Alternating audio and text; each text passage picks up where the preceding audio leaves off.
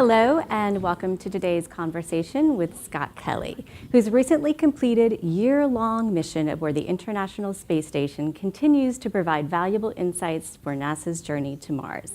I'm Tabitha Thompson with NASA's Office of Communication. Today we'll hear from Scott about the one-year mission and his career at NASA. Then he'll take your questions from across NASA centers.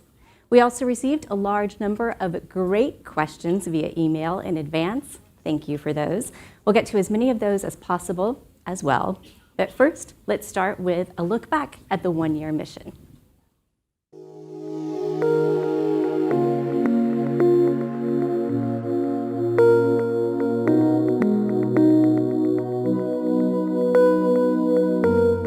Throughout history, people have done things that are risky. Even though it is a risky thing to be doing, then I think it's a lot more risky than some people might think. So I still think it's worth it. Astronaut Scott Kelly will try something no American has ever done before. This spring, he will leave for a mission and spend a year in space. His twin is former astronaut Mark Kelly. Genetically, the brothers are almost identical, so scientists will be able to measure how Scott and Mark change physically and emotionally as months pass. Warm up a little bit. This one's a bit of a Hail Mary. Here we go. Boom! Astronaut Scott Kelly at the International Space Station. Scott Kelly has been working toward this mission his entire career. He's been working toward this mission his entire life in some respects. I decided that the challenges staying in space for a whole year presented was appealing to me, even considering the sacrifices. The human body was made for living in gravity. Strange things happen to us when we spend long periods of time without it. But that never deterred the former Navy test pilots from dreaming of becoming astronauts. Pretty much anything we've ever put our mind to, we've been able to accomplish. Doing pretty good. I do feel like I've been up here for a really long time, and I look forward to getting home soon. Interesting to watch. What a Great story and a fascinating experiment. Space is still the most exciting thing I can imagine, and talking to someone in orbit still is, it's like I am an astronaut right now. Are you concerned about the toll, the physical toll that this will take on you?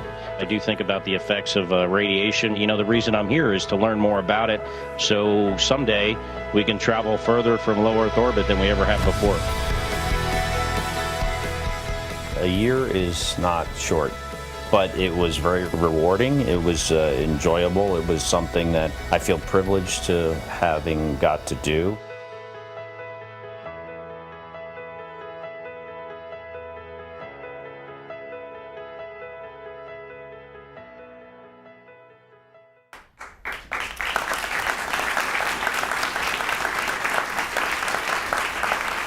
So, hello everyone, good afternoon, good morning to some. So keep clapping in the spirit of this all hands. This is all throughout NASA. Let's give another hand to our guest and honor Scott Kelly.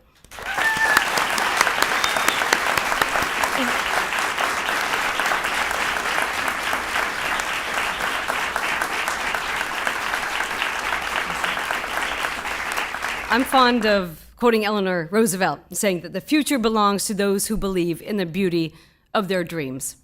And one of the truly exciting things about Scott and ours, NASA's year in space, is that it encouraged so many people around the world to dream, to believe, to hope. So many people looked at those 700 images that Scott posted on social media. I know I did. And now we'll be watching the IMAX movie, A Beautiful Planet.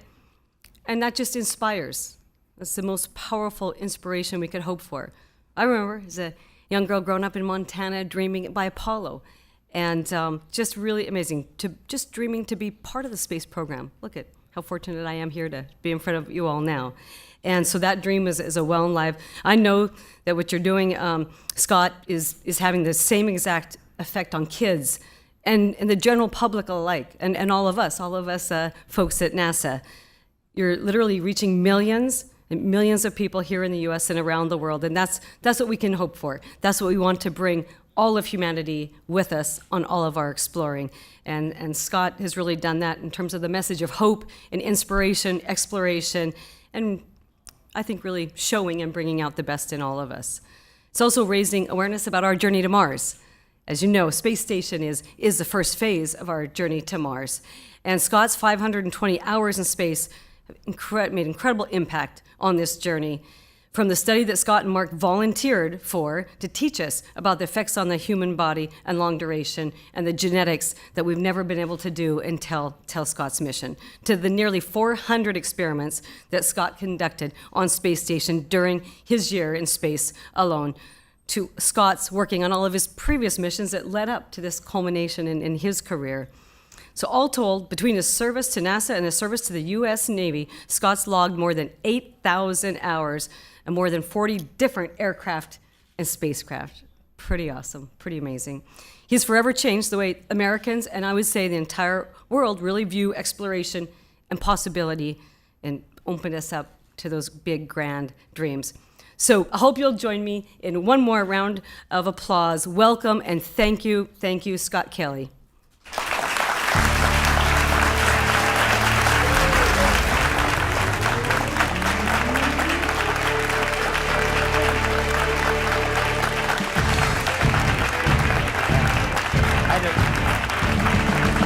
Say hi to my former crewmate over there, Katie Coleman. Is this the place to stand right here? Well, thank you, everyone. It's great to be here. It's great to be anywhere with gravity now, after nearly a year in space. You know, on that space station, I changed positions so many times, you would have thought I was running for president. And I can say that now because I am no longer subject to the Hatch Act. Different kind of life. You know, spending a year in space, a year of my life, or nearly a year, it was a really, really long time. And you wonder, why spend a year in space? Well, like Dr. Newman said, it's to learn. It's to push our boundaries of what we are capable of, both our own physiology from a psychological standpoint, but also how to operate the systems on board the space station for a really long period of time. So someday, hopefully in the not too distant future, we're going to be able to go to Mars. And I'm very excited and feel privileged to have been a part of this, and hopefully, you know, I'll continue to be a part of NASA's journey to Mars. You know, people often ask me, what's the best part about flying in space? Is it the launch, the landing? Is it looking at Earth, which is incredibly beautiful? Is it floating around in zero G? All those things are great, but the best part about doing this, the best part of it for me, is working on something that is incredibly, incredibly hard, making this my life work, working hard at it, and then being proud of being successful. And I want to make it clear, this is not my mission in space. This is our mission. This is NASA's mission. This is our country's mission, to have me and my colleagues stay on the International Space Station for 340 days. And I just want to stress that's something that all of you and all of those watching on television should be very, very proud of, because it is not easy. It's one of the hardest things that I think we have done. What I like to do is show my video. And I have a video I'm going to narrate for a little bit, and then I'm going to talk a little bit more, and then we'll have the opportunity to have some questions and hopefully some answers. So we can roll the video here. This is the you know, the typical post-flight video, meaning that I really haven't seen this before. And this starts off in Kazakhstan with me and Gennady and my good friend there, Misha, getting ready to launch from there. And as you can see, it does not look like the Kennedy Space Center, but it is very, very functional. And unlike the space shuttle, they stand this rocket up just a couple of days before and get it ready. And that's us getting into the Soyuz and getting our gloves on. And we launched at night in late March of last year. And when you are leaving the planet, whether it's on the space shuttle or the Soyuz, it looks like it's lifting off slowly there, but when you're in it, there's nothing slow about it. You get the feeling you're going somewhere, you're not sure where you're going, but you know you're not coming back to the launch pad. And right about this time, Gennady says to Misha and I, he says, "A year in space. You guys are," and I'll blank out the word, the expletive, but he said, "You guys are heroes." And we said, "Gennady, you're our hero because you're getting us up there safely." And actually, he spent more days in space than anyone else, so he's the real deal. But this is the space station. You know, you got a lot of you people have worked on it. It's really a magnificent facility, and seeing it from the Soyuz, you get a kind of a fleeting glimpse out the window of it at times, at least from the right seater's window as the Soyuz turns to do its rendezvous burn, and as you're approaching it, and what you're thinking at this point is, man, this is probably a really dumb idea to be spending a year on the space station. But Misha and I went through the hatch together, and we had planned that about 10 seconds before. I said, "Misha, get over here. We got to go through the hatch together because this is a team effort between him and I and all of you." The space station is really a magnificent facility. Like Dr. Newman was saying, over the course of the year I was there, we did 400 different experiments in all different kinds of scientific disciplines, whether it's basic physics, like doing the spheres experiment there, and Misha assists with some of this science, or things like combustion research, making new combustion processes and understanding those to make more efficient engines or rocket engines. We also grew some plants with the veggie experiment, which was a great experiment.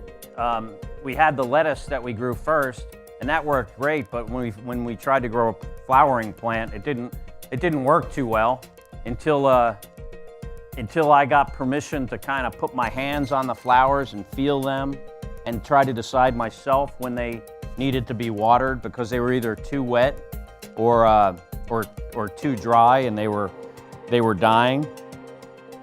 Here's a picture of Chell and I doing something.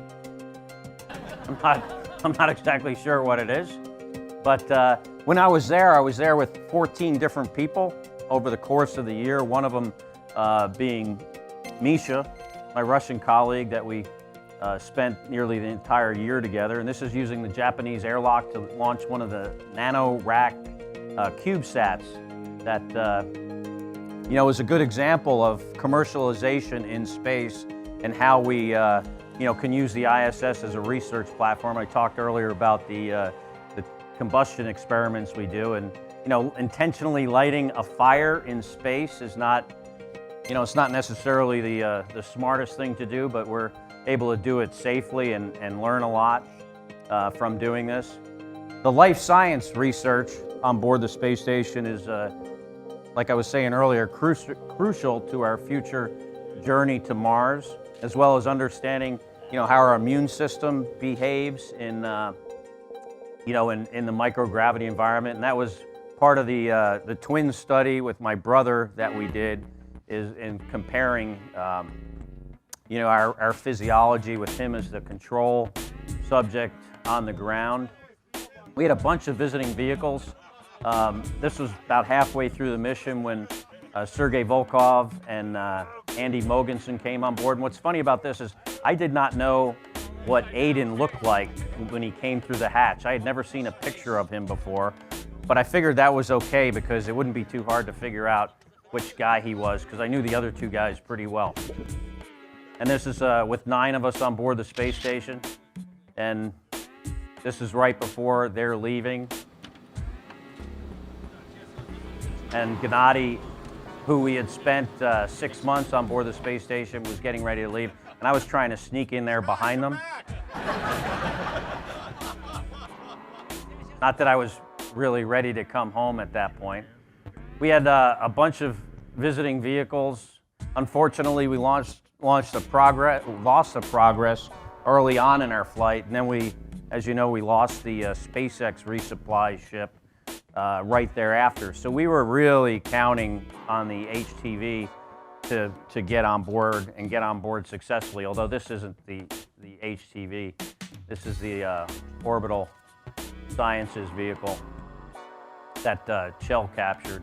Some of this video is kind of out of order, you know, that being the inside of the HTV when they were showing us grabbing Orbital right before Shell and Kimia had left. But yeah, when we lost those two vehicles, it was a little dicey there for us. We were talking about how, you know, what supplies we were going to have to start rationing. We actually gave some of our food to our Russian colleagues because they were running low on certain things. But fortunately, HTV launched, and you know, one good thing about how NASA does business is we always try to have a backup plan. And but it was great to get HTV on board. Some Earth views of our beautiful planet. You know, one thing that's striking about Earth when you're looking at it from space is just how fragile the atmosphere is. And I'll talk a little bit more about that later. Over the course of the 340 days I was there, we did 6 spacewalks. The Russians did 2 of them. I did 3 of them. And Tim and Tim, who are still up there, did 1 as well. And talk about a hard job. It's not fun while you're doing it. It's this type 2 fun kind of thing that is fun when you're done. And but it is an incredible experience. And here's Kimia putting us outside for the very first time, which is really, I think, the most critical job of all the EVA disciplines, whether it's us outside or the folks on the ground. The person that's actually putting us in the suit, you know, plays the most important role as far as the safety of what we're doing outside. But the 3 spacewalks we did, we fixed we helped to improve the end effector of the robot arm, and did some upgrades to AMS and the insulation on the first spacewalk. And then we put the ammonia cooling system of the space station back into its original configuration. And then we had this 3rd spacewalk that was sort of my fault that we had to do it, because we found out that the CETA cart on the outside of the space station the brakes were on. And I was the last guy to be on that thing right there, pulling on the brake handles. So I take full responsibility. Piece of yellow, but kind of a dark yellow. Doesn't look like the right color. Here's us talking about the ammonia on Shell's suit. You know, there was one point when we're doing the spacewalk that we're talking about losing attitude control of the space station, and then potentially what that would mean to our comm. And I'll tell you what, at that point, you realize that despite all these really smart people on the ground that help do these spacewalks, you really have to rely on the person you're out there with if anything goes wrong. And it was kind of an eye-opening feeling for me in terms of the teamwork that, especially between the 2 EVA buddies, that takes. And here's just a great view of how brilliant blue the planet Earth looks. But you're out there in your own spaceship and completely focused on what you're trying to do. You know, living in space makes most things hard, including dealing with your carrots and your food. And this is early on when Samantha and Terry Virts were up there, and they quickly, you know, within a few weeks left. And this is in September during the 9 crew ops we had on board, which is you know, quite a fun time. But you know, you guys have heard all this before, but you know, microgravity makes most things harder to do. And I saw Chell at the end of the space station. He was filming this video, and I flew all the way down the length of the module, and I just had to tackle him because he was completely at my mercy. But playing with balls of water is fun, and this looks like we're goofing around most of the time, but to be honest with you, you're working from the time you get up practically until the time you go to sleep. When you wake up in the morning, you're at work. When you go to sleep, you're at work. You never leave. Even though the space station is an incredible place to live and work and a great facility, when you're there for so long, I wouldn't say I ever got bored, but sometimes I definitely felt I had been living my whole life up there. And especially after spending 500 days total on the space station, I feel like I'm intimately familiar with the place. I got so good at this that I could do a backflip from node 1 and make it all the way into node 2. Michelle got pretty good at moving around on the space station as well.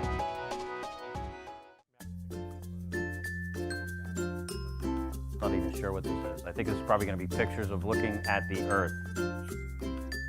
Like I said, an incredibly beautiful place. This is from the U.S. laboratory module. And, I took a lot of pictures of the Earth and I posted them on social media. And the way I felt about it, it was something I wanted to engage the public with. It was fun for me. It was fun to make the pictures look as good as they possibly could. And I did obviously use some artistic license in doing this. There's 16 sunrises and sunsets every single day, and they always look different and never get old. These are views of probably somewhere, actually that look like the U.S. and a bunch of my my Instagram pictures, and obviously, some of this is video. But one thing you're keenly aware of is the effect that we have on the environment. There was one day when I was looking out at China and I realized I could see all these cities, 200 cities with over 1 million people, and I've never been able to see them before. And then the next day on the news, I heard that the Chinese government had turned off all the coal producing plants in that part of China. And the sky completely cleared. And in China and India, if people were to tell me that there are kids that don't believe the sky is blue, I would absolutely believe them.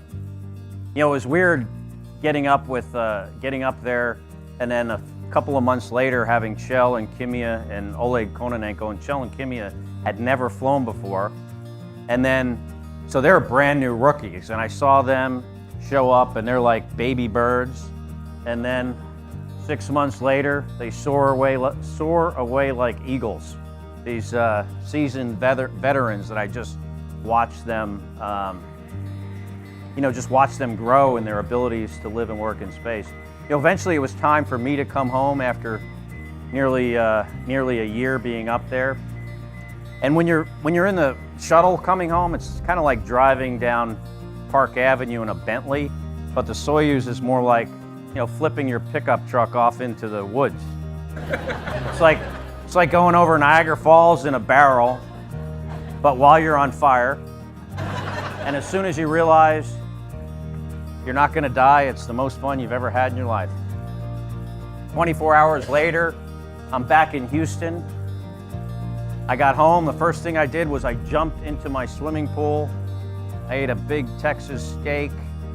I slept in a bed. I took a shower for the first time in nearly a year. And the best part about this was just the satisfaction of doing the hardest thing I will ever do in my life and being proud of that. When I was backing away from the space station for the last time I will probably ever see it, I looked out at this incredible space station that we've built with this international partnership of 15 countries in different languages, using different engineering standards in some cases, putting this thing together while flying around the Earth at 17,500 miles an hour in a vacuum and extremes of temperatures. And I was inspired that if we can do this, the hardest thing we have ever done, we can do anything. If we choose to go to Mars, we can go to Mars. If we want to cure cancer and we put the resources behind it, we can cure cancer. I think I'm a true believer now, if we can dream it, we can do it. It takes teamwork, it takes effort. We should never give up. And someday, I hope, maybe there's some kids in here, I think the person that is alive, that will walk on Mars, is definitely alive today. And I was really inspired and very, very proud to be a part of this, a part of our Year in Space mission. Thank you very much.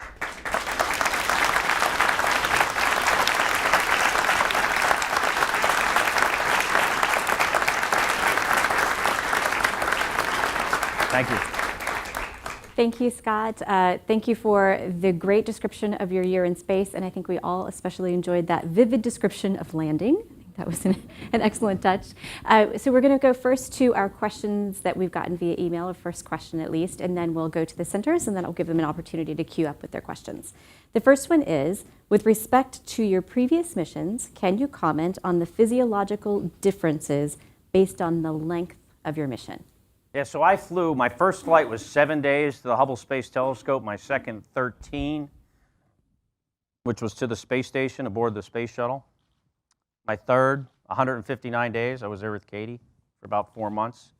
And then this one, 340 days. And if you graph these, it's some smart person told me this is a second order polynomial. Some of you folks might understand what that is. I didn't quite understand what it is, but anyway, if I was to fly again, my next flight would have to keep on this curve, it would have to be over 5 years. So I'm either going to Mars or I'm not flying in space again. But as far as how I felt after the flight, between 159 days and 340 days, I think it seems pretty linear to me. In other words, this flight was twice as long and I felt twice as bad. When I got out of the Soyuz, you might see that I didn't really look too bad, but that was only because I'm a very good actor. I think I should be nominated for an Academy Award. And my goal here was not to look great. I just had to make sure I didn't look worse than the two guys I was with. My colleagues would never let me hear the end of it. But, quickly after I got back, I've talked about this, just being really, really sore and stiff. My skin that had not touched anything in a really, in 340 days, except, just your clothing. Anything it touched was completely, felt like it was on fire.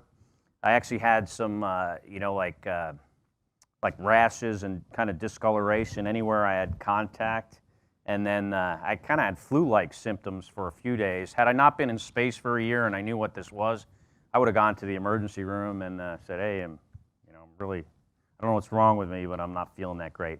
But that's why we do this. I mean, we need to learn these things if we're going to go to Mars. And I think, from, Misha and I doing this, and maybe other people doing it again in the future, we're going to figure this out. I think, if we're going to spend years and years in space and not land on Mars or go somewhere else, we're going to probably need some kind of artificial gravity to help. But hopefully we'll go to Mars and it'll take us 6 months to get there, and we'll spend a bunch of time on the surface and rocket back another 6 months. So very, very exciting.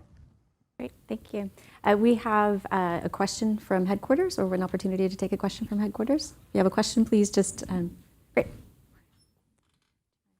Sorry. Wait for the mic runner, I'm sorry, just so everybody can hear. Hi, my name is Wanda Green. I work with Office of Communications in the Public Inquiries Office.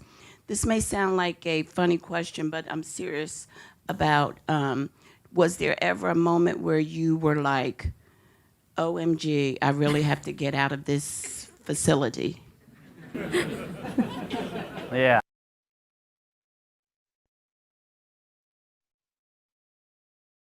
In, May.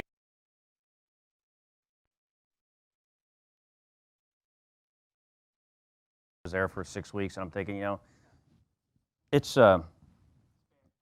yeah. Does that sound better? Yeah. Yeah. So it's You know, it's like July, and I'm thinking July, August, September, October, November, December, January, February. And I'm thinking, you know, this is a really, really long time. And, but it wasn't like, I never quite felt like I was like climbing the walls. The space station is pretty spacious. I never felt like I would be happier if it was any bigger. So, and I think, you know, NASA chooses people to do this job that probably, you know, you wouldn't want someone that was claustrophobic doing it. So, yeah, I think I never felt like I really had to get out of there. But when I was leaving, I did feel a little sense of relief. Hey, it's great, you know, getting back to Earth. Everything is on Earth, practically. all the good stuff.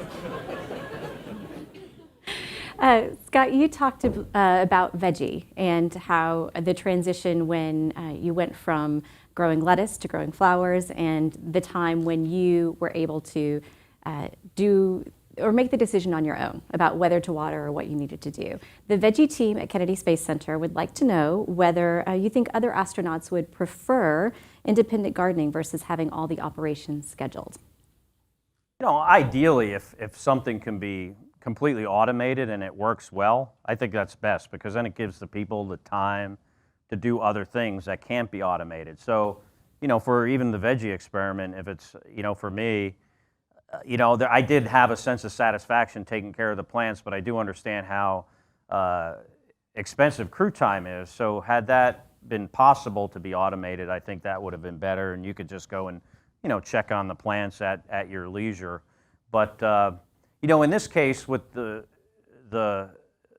veggie, with the zinnia flowers, you know, one thing I learned is there's different approaches to doing things, and you know, a lot of times we do these experiments that are very closely controlled by the ground, and there are very good reasons for that. But in this case, it was clear that that was not going to work. There was too much of a delay in the amount of time it took to decide what to do with the flowers and what they actually needed. And it really wasn't until I just started, like I said earlier, you know, feeling them and touching them and, you know, figuring out what, you know, what they needed and, you know, how to take care of them, that they did come back. And it was funny, I was talking to one of my Russian colleagues about why we were doing this experiment, and they said I told them, you know, in the future we want to fly some flowering plants that we can eat, like a tomato, you know. And it was interesting, the Russian perspective. They said, well, why would you want to grow a tomato and eat it?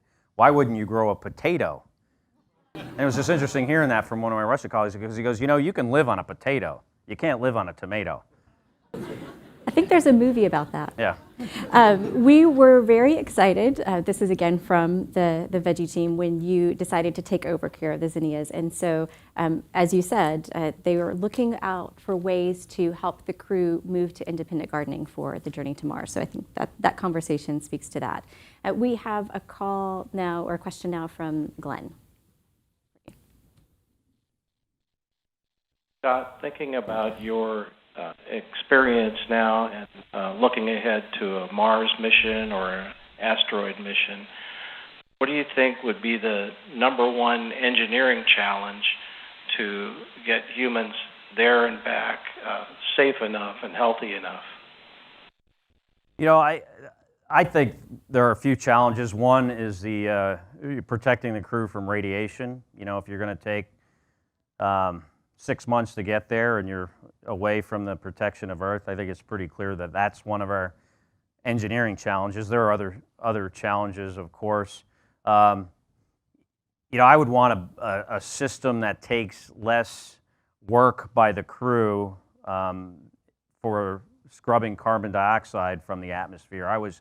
You know, we were always, you know, working hard and needing spare parts to keep the Seadra running on the space station, and I'd be a little bit cautious to take, and a little bit uncomfortable, to be honest with you, taking our Seadra to Mars if, you know, if you couldn't take, you know, the amount of spare parts or extra parts.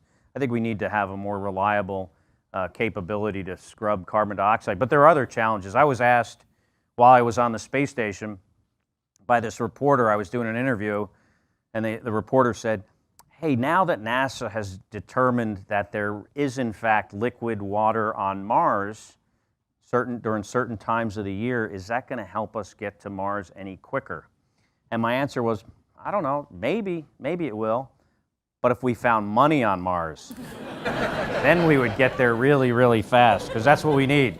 We need money. We have all you people to figure out the technical challenges. We need the public support and the money. Thank you. Our next question is again from a center outside of headquarters. It's Marshall Space Flight Center. Scott, following on the question that was just asked by Glenn, what specifically would be one of your greatest recommendations for NASA in terms of designing a deep space habitat? So, you know, living on the space station, it's a very big facility, and you have a lot of privacy. And you know, even with that privacy, there are certain parts of it that are kind of loud. But from, you know, if you separate the environmental control system stuff from it, I would say, you know, if you're going to Mars with however many people, 4 people, let's say, you're going to be living on top of one another for a really long time. And like the exercise equipment, for instance, that we have at Node 3, it's very good, very functional. The treadmill is very loud, and you would be living right next to that treadmill. The WHC, the toilet, is noisy. All that stuff is going to have to be in one small area. So I think, you know, human factors from a livability perspective with regards to, you know, noise abatement and privacy and lighting. And these are all things that I think are really easy to figure out, but I think will go a very, very long way into reducing, reducing the crew fatigue and making them more efficient at working. And I think it's something that we could work on now, and I understand that there is funds devoted to a deep space habitat. So I'm pretty excited and interesting to hear more about that and what people are thinking. Great. We are going to come back to headquarters for a question. So if you have a question, please raise your hand. Scott, I understand that while you were in space, you grew a little in length, and I was curious about how long it took you to come back to your Earth size. So I have not come back to my Earth height yet. I grew 2 feet, and my brother is 3'6", and now I can like rub his head. It's very fun for me. But actually, so I stretched 1.5 inches, and there was this talk that I grew 2 inches. I just stretched, and then as soon as I got back to Houston, the first thing my brother wanted to do is for us to stand back to back, and we were exactly the same height. Speaking of your twin brother, Mark, we had a question emailed to us from headquarters. Do you think the agency should actively recruit future identical twin astronauts to continue the investigation begun with you and your brother that was designed to understand the implications of long-term spaceflight, especially for a trip to Mars for humans? Well, you know, I think that's a question for the scientists, but understanding, you know, just what I understand about something being statistically significant, you'd need a lot of identical twin astronauts to get the N number to do that. So, you know, I think from this twin study, I think it's very interesting, and I hope to learn a lot about, the effects on us from a genetic perspective, and certain things we can compare with my brother and I being, you know, very similar in a lot of ways, and having all this data on my brother that we've had for all these years. But, I think drawing any specific conclusions from that, it's not going to be statistically significant. It's going to be kind of anecdotal information and give us ideas on areas that we need to look at further. So the answer would be, you know, I'm really not sure, but I think to be scientifically significant, you would have to have an awful lot of identical twins. I'm sure they're out there. I mean, there's a lot more people that are capable of doing this job than I am, so I'm sure you could find some of them. Great, thank you. Our next question is for Goddard. Yes, about how long was it before you felt totally acclimatized back when you got on Earth, and was that kind of linear with respect to your other flights or not? You know, I'll tell you, I'll have to get back to you on that one because I am not there by any stretch yet. I'm still fatigued somewhat at certain times, and my if I sit for a long time, my legs are really stiff, and my feet hurt a lot at certain times. It depends on how long I'm standing. Last time when I flew, for me to feel completely normal, like adjusted to my schedule on Earth, and I mean, you get most, I think within a couple of weeks, I felt, 95% normal, but that last 5% probably took me about 6 months before I felt completely back integrated into life on Earth. I'm hoping it's around the same amount of time. I suspect it's probably going to be much longer, especially considering how sore my feet still are after 2.5 months. But the good news is I do feel better all the time. Good. We had a question come in from Langley, again via email. In terms of the psychology of long-term living in an enclosed space, the International Space Station, do you think you would have experienced improvements with virtual reality 360 of Earth, of outdoor spaces on Earth, or something like that? Yeah, absolutely. So before I launched, I went to Microsoft in Seattle and looked at the HoloLens, and we were looking at that from a technical perspective. How it could help us in space doing our daily activities, whether it's science. Basically having the scientists look over your shoulder and either put procedures in your field of view or even draw in your field of view. And we actually used that on the space station right before I left. We checked it out, and it was pretty incredible. I thought that when I was using it in Microsoft, there was a big room in the background and that I didn't see with all these computers, and that's what it was driving this thing. But we got it on the space station, and it worked great. And I think it has a huge capability, but it also has that capability to give you a sense for being back on Earth, whether it's hiking the Grand Canyon or somewhere else. It's a pretty immersive experience. The sound quality is incredible. Tim Peake and I actually played this game where we were killing aliens that were busting through the hull of the space station, and we were shooting at them with our fingers, and it was fun. But that has, I think, incredible potential, whether it's inside the space station or even outside for EVAs and spacewalks someday, to have this this heads-up display where you can have people on the ground sharing the experience with you and helping you do your job. Great, thank you. And our next question comes from Ames. Hi there, my name's Grace. I'm a mechanical and robotics engineer at Ames. You mentioned asking permission to look after the flowers. Were there any other times when you had to just think quickly, do the maths, and improvise to figure something out? Yeah, there's always that. This is a big team effort, and I think part of the, I wouldn't say requirement, but I think what makes certain people good at this job and other people maybe not as good, and there's always people of different levels of ability, but is to recognize those times. I mean, sometimes you just have to, it's a team effort, and there are smarter people than you are, and you have to, completely engage them and bring them on board. And it's situation dependent. It's kind of like leadership. If you're working in a team, depending on the decision, sometimes it's better to just say, hey, let's just vote on this. I think also, being a good leader and a teammate, you need to be a good follower. I think as a leader, often, I would recognize that there are other people that know more about this than I do. And, so you have to be willing to follow. But then there are situations on the space station or elsewhere where it's an emergency and you need to be the dictator. You decide what you're going to do, and you're going to start telling people what they need to do. And I think in the operations that we do on the space station, a lot of the times, during the daily normal operations, you can engage the ground. But there are other times, if it's a spacewalk or robotics, you were mentioning you work in the robotics field, you just need to do it. You just need to get the job done, decide what needs to be done, and do it. So it's really situational dependent. Great, thank you. We're going to go to Johnson Space Center before coming back to headquarters for a question. Johnson Space Center. Hi, sir. My name is Karan. I'm an industrial designer. My question is pertaining to life on the ISS. As I understand it, every second is scheduled.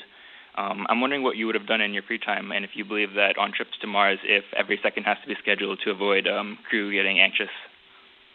I think we need to give the crew as much autonomy to manage the schedule as you can, but at the same time get all the work done. And that's a balance. And there's times when it's more appropriate to just say, hey, there's a few things you need to do today and go ahead and do it.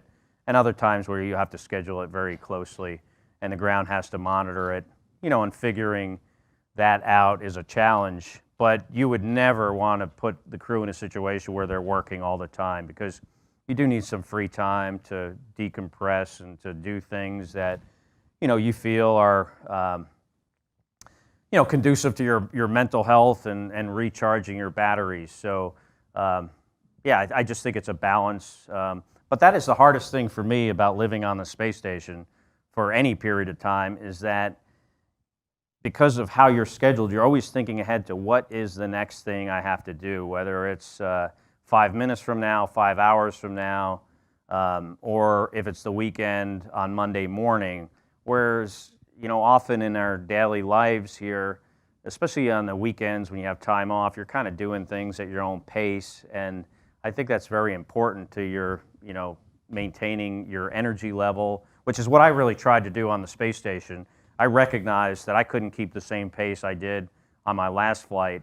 And the way I tried to manage my fatigue level was to just really try to control and kind of temper down how much extra stuff I was doing beyond what was required. But, free time, I think, is very important.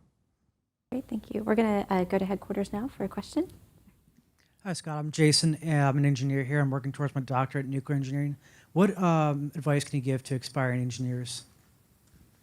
Well, I've always told people that, I've been in a very privileged position. I think everyone in the astronaut, I think, people that just work in NASA in general, it's kind of a privileged position in society. People respect what we do. We generally get universal support. It's a very important mission. It's something we all believe very strongly in. But, when people ask me for advice about, career advice, what do I think they should do, whether they want to be an astronaut or go do something else, I always tell them to pick something that they're very, very passionate about, feel, very strongly about, and then work hard at it. And I think if you choose a field that you want to work in because you inherently like that, I think that's better than choosing something for some other reason. Because, work is, it's a very, very important part of our lives. It's a big part of our lives, and it's, something that we do for a very long time, so it might as well be something you enjoy doing. Thank you. We are going to go back to Glenn for another question. Hi, Scott. My name is Jill Noble, and I just have a quick question. I heard on the news speaking about fatigue and energy levels. I was wondering if you had a chance to use the specially designed coffee mugs that were up on the space station. Yeah, I did, and that was that was pretty fascinating, actually, how those worked. And I think using that cup every day when you have a bag that you can fill with coffee is not something I think the crew would do just to drink coffee out of, but it has very many more important scientific implications about how we move fluids around, whether they're in a fuel tank on a rocket or other things. I kind of had the idea when I was up there watching, coffee move from one cup to another just because of the shape of the cup. You just put a tube between the two, and the coffee will empty in microgravity out of one cup and the other. I was thinking, what if we could make a space toilet that had a bunch less moving parts, maybe no moving parts? How great would that be if we didn't have to repair, this toilet, which works very well, but is very complicated. And, when we're going to Mars and we're turning our urine into water, if that toilet doesn't work, the crew's going to die. I mean, it's reality. You're going to need that capability to have this closed loop system. So, using that kind of technology to build, a better space toilet would be great. And I suggested that, and I hope people are looking into that. Okay. Thank you. And now we're going to Ames for a question. Yes, thank you. Hello, sir. My name is Anima.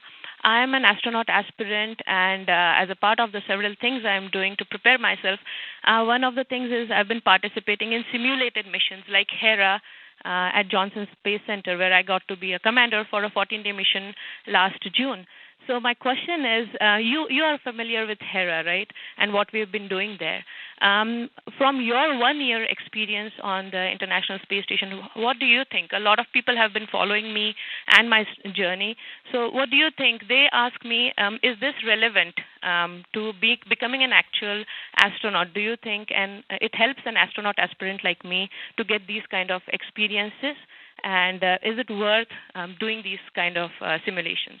Yeah, absolutely. I mean, I think anything you do that can demonstrate not only your technical abilities, which is a small part of this job, it's also just, demonstrating teamwork, leadership, just being kind of a generalist, a well-rounded person. When you're on the space station, as you know, you're not calling the repair person. You're the plumber, the electrician, you're the scientist, the doctor, the dentist. I mean, you do all of these things, and I think, opportunities to demonstrate and to practice all these different, types of activities that you might have to do in space or elsewhere is important to, aspiring astronauts. But it's also an important thing, just in general. I mean, just these like general, life skills. But, the really important thing, though, is teamwork is very, very important because, one person can't do everything. And, it's really important to get along with your crewmates, to work well as a team. And, that's, I think, one of the things that NASA does so well. Okay. One more question from email. This one comes from Goddard. How does being in space, looking down at Earth from a totally unique perspective, change your perception of social, political, ethical issues, given that you have the advantage of seeing the human race as a whole? Yeah, living on the space station for that long really has changed me and the way that, I'm going to live my life. You live with very little up there for a long time. I wore the same pair of pants for 6 months just to see how little I could live with. And I'm adjusting to life very well back on Earth. I've only been wearing these for a month. So please don't get too close. But there are times on the space station when you definitely get the feeling that, you're here and everyone else is down there. And we follow the news very closely, or at least I do when I'm in space. And, most of it's bad news.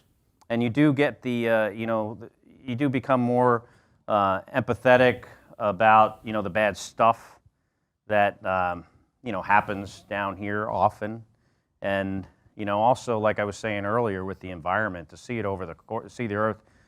When I flew 159 days, I would look out the window and I think, it's just smoggy there because it's that time of year. But when you see, China and India always being covered in pollution over the course of a year, and then seeing how just by, making a little bit of a change, how you can affect the environment, very important. We take care of the systems on the space station because, those are the systems that keep us alive. And the same thing is true here. The environment is what keeps us alive. And I think, for, the rest of my life, I'm going to be more of an advocate for people doing better in that regard. Thank you. Thank you so much. Unfortunately, that's time for our last question. But we appreciate your participation today and sharing your insights. Thank you.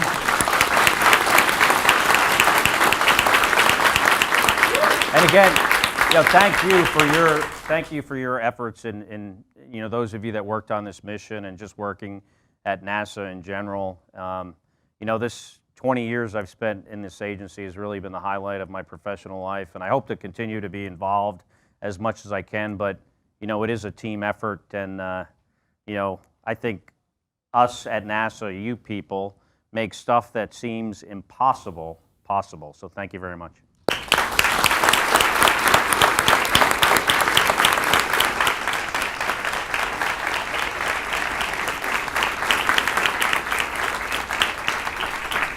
Thank you for an engaging conversation. Please remember you can keep track of NASA's missions via NASA's social channels on Twitter @NASA, Facebook, Tumblr, Instagram, and Snapchat.